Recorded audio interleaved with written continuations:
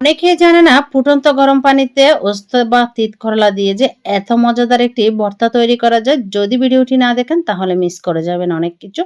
এটি খেতে কিন্তু অসাধারণ ছিল। এখানে আমি 4টার মতো ওস্তা দিয়ে দিয়েছি, চাইলে আপনারা এটার পরিবর্তে তিত করলাও দিতে পারেন।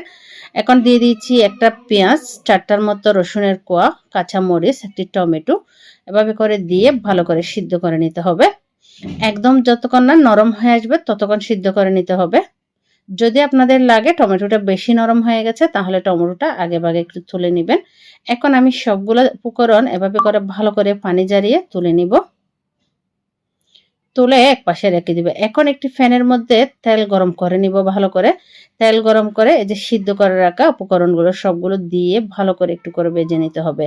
এভাবে যদি ভর্তা তৈরি করেন তাহলে দেখবেন খেতে অসাধারণ লাগে। তিতা তো লাগবেই না। এটা যে ওস্তা বা তিতা করলা এটা বুঝতে পারবে না কেউ এভাবে যদি একবার ভর্তা করে দেন তাহলে।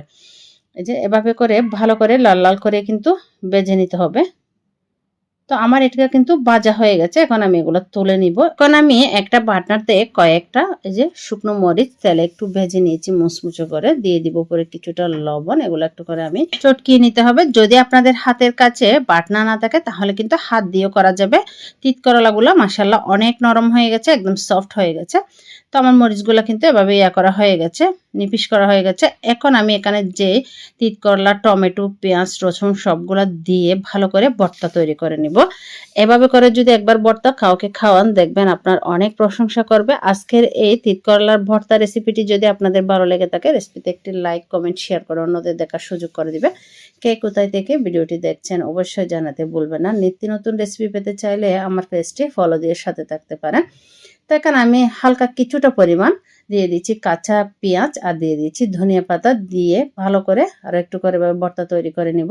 কাঁচা পেঁয়াজটা দিলে খেতে খুব ভালো লাগে, একটু দাঁতের নিচে পড়লে খেতে অনেকটা ভালো লাগে, সেজন্যই দিলাম। চাইলে স্কিপ করতে পারেন আপনারা।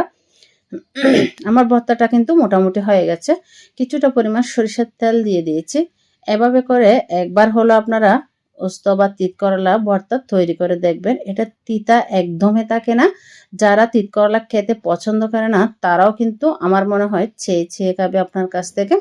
একবার হলো বাসায় তৈরি করে দেখবেন। তো আমার যখন এরকম যে কোনো ভর্তা করার পর এরকম বাটনাতে অল্প করে ভাত দিয়ে খেতে বেশ ভালোই লাগে, সেজন্য আজকেও বসে গেলাম এই যে তিত করলা দিয়ে এভাবে করে ভর্তা দিয়ে ভাত খাওয়ার জন্য।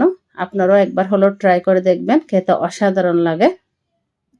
যে কোনো ভর্তা আমার মনে হয় মাছ মাংসকে হার মানাবে এরকম যে কোনো ভর্তা যদি আপনি একবার বাসায় তৈরি করেন।